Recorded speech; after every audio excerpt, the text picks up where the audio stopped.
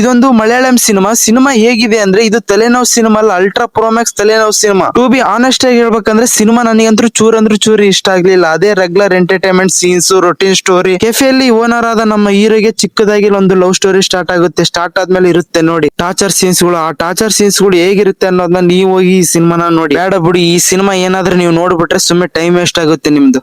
ಈ ಸಿನಿಮಾದ ಡೈರೆಕ್ಟರ್ ಸುಮ್ನೆ ಒಂದ್ ಸಿನಿಮಾ ಮಾಡ್ಬೇಕು ಅಷ್ಟೇ ಅಂತ ಮೈಂಡ್ ನಲ್ಲಿ ಇಟ್ಕೊಂಡು ಸಿನಿಮಾನ ಮಾಡಿದ್ದಾರೆ. ಜನರಿಗೆ ಒಂದ್ ಒಳ್ಳೆ ಎಂಟರ್ಟೈನ್ಮೆಂಟ್, ಒಂದ್ ಒಳ್ಳೆ ಸ್ಟೋರಿ ಸಿನಿಮಾ ಕೊಡೋಣ ಅಂತ ಇಟ್ಕೊಂಡ್ ಮಾಡ್ಲಿಲ್ಲ. ಕಾಮಿಡಿ ವರ್ಕೌಟ್ ಆಗ್ತದೆ ಅಂದ್ರೆ ಅದು ಕೂಡ ವರ್ಕೌಟ್ ಆಗ್ಲಿಲ್ಲ. ಹೋಗ್ಲಿ ಒಂದ್ ಒಳ್ಳೆ ಎಂಟರ್ಟೈನ್ಮೆಂಟ್ ಆದ್ರೂ ಕೊಡ್ತಾರಂದ್ರೆ ಅದು ಕೂಡ ವರ್ಕೌಟ್ ಆಗ್ಲಿಲ್ಲ. ಫಸ್ಟ್ ಹಾಫ್ ತುಂಬಾ ಲ್ಯಾಕ್ ಸೀನ್ಸ್ ಇದೆ. ಸೆಕೆಂಡ್ ಹಾಫ್ ಏನಾದ್ರೂ ಚೆನ್ನಾಗಿರುತ್ತೆ ಅಂದ್ರೆ ಅದೇ ರಾಗ ಅದೇ ಹಾಡ ಅಂತ ಅನ್ಸ್ಬಿಡುತ್ತೆ. ಹೋಗ್ಲಿ ಸಿನಿಮಾ ನೋಡಿದ್ಮೇಲೆ ತಲೆನೋವನ ಬರುತ್ತೆ ಅಂದ್ರೆ ಅದು ಬಂತು ನೋಡಿ. ಟೋಟಲ್ ಆಗಿ ಹೇಳೋದಾದ್ರೆ ಸಿನಿಮಾದಲ್ಲಿ ಒಂದ್ 2-3 ಸೀನ್ಸ್ ಗಳು ಇಷ್ಟ ಆದ್ವು. ಆ 2-3 ಸೀನ್ಸ್ ರನ್ ಟೈಮ್ ಬಂದ್ಬಿಟ್ಟು ಒಂದ್ 10 ನಿಮಿಷ ಇರುತ್ತೆ ಅಷ್ಟೇ. ಆ ಒಂದ್ 2-3 ಸೀನ್ಸ್ ಗಳು ಇನ್ಸ್ಟಾಗ್ರಾಮ್ ನಲ್ಲಿ ನೋಡಿ ಸಿನಿಮಾ ಚೆನ್ನಾಗಿದ್ದೇ ಇರುತ್ತೆ ಅಂತ ಅನ್ಕೊಂಡು ಸಿನಿಮಾನ ಪ್ಲೇ ಮಾಡಿ ನೋಡ್ತೀರಾ. ಸುಮ್ಮನೆ ಟೈಮ್ ವೇಸ್ಟ್ ಮಾಡ್ಕೊಂಡಲ್ಲಪ್ಪ ಈ ಸಿನಿಮಾ ನೋಡಿ ಅಂತ. ಮತ್ತೆ ಈ ಸಿನಿಮಾನ ಫ್ಯಾಮಿಲಿ ಆಡಿಯನ್ಸ್ ನೋಡಬಹುದು ಅಂದ್ರೆ ಖಂಡಿತ ನೋಡಬಹುದು. ಯಾವ್ದೇ ತರ ವಲ್ಗರ್ ವರ್ಡ್ಸ್ ನ ಯೂಸ್ ಮಾಡ್ಲಿಲ್ಲ. ಮಲಯಾಳಂ ಸಿನಿಮಾಗಳು ಬಂದ್ರೆ ಸಾಕು, ಒಂದ್ ಒಳ್ಳೆ ಡ್ರಾಮಾ, ಒಂದ್ ಒಳ್ಳೆ ಎಂಟರ್ಟೈನ್ಮೆಂಟ್, ಒಂದ್ ಒಳ್ಳೆ ಕಾನ್ಸೆಪ್ಟ್ ಇರುತ್ತೆ ಅಂತ ಅನ್ಕೊಂಡಿರ್ತೀವಿ. ಆದ್ರೆ ಇತ್ತೀಚಿನ ದಿನಗಳಲ್ಲಿ ಈ ಮಲಯಾಳಂ ಸಿನಿಮಾಗಳಲ್ಲಿ ಆ ತರ ಏನು ಕಾಣ್ತಿಲ್ಲ. ಲಾಸ್ಟ್ ಇಯರ್ ಅಲ್ಲಿ ಬಂದಂತ ಮಲಯಾಳಂ ಸಿನಿಮಾಗಳೆಲ್ಲ ಸೂಪರ್ ಡೂಪರ್ ಹಿಟ್ ಆಗಿದ್ವು. ಈ ವರ್ಷ ಏನಾಗಿದೆ ಗೊತ್ತಾಗ್ತಿಲ್ಲ. ಈ ಸಿನಿಮಾ ನೋಡಿದ್ಮೇಲೆ ನಿಮಗೆ ಯಾವ ತರ ಅನಿಸುತ್ತೆ ಅಂದ್ರೆ ಈ ತರ ಸಿನಿಮಾಗಳು ಒಂದು 100 ನೋಡಿದ್ದೀನಲ್ಲ ಅಂತ ಅನ್ಸ್ಬಿಡುತ್ತೆ. ಈ ಸಿನಿಮಾ ಬಗ್ಗೆ ಹೇಳ್ಕೊಂತ ಹೋದ್ರೆ ಬಹಳ ನೆಗೆಟಿವ್ ಪಾಯಿಂಟ್ಸ್ ಇದೆ. ಹೋಗ್ಲಿ ಓವರಲ್ ಆಗಿ ಹೇಳೋದಾದ್ರೆ ಈ ಸಿನಿಮಾ ನನಗೇನು ಅಷ್ಟು ಇಷ್ಟ ಆಗ್ಲಿಲ್ಲ. ಹಾಗೆ ಈ ಸಿನಿಮಾಕ್ಕೆ ನಾನ್ ಕೊಡುವ ರೇಟಿಂಗ್ ಎಷ್ಟಪ್ಪ ಅಂದ್ರೆ 1/5. ಇದೇ ತರ ಹೊಸ ಸಿನಿಮಾಗಳು ರಿವ್ಯೂಸ್ ಬೇಕಂದ್ರೆ ನಮ್ಮ ಚಾನಲ್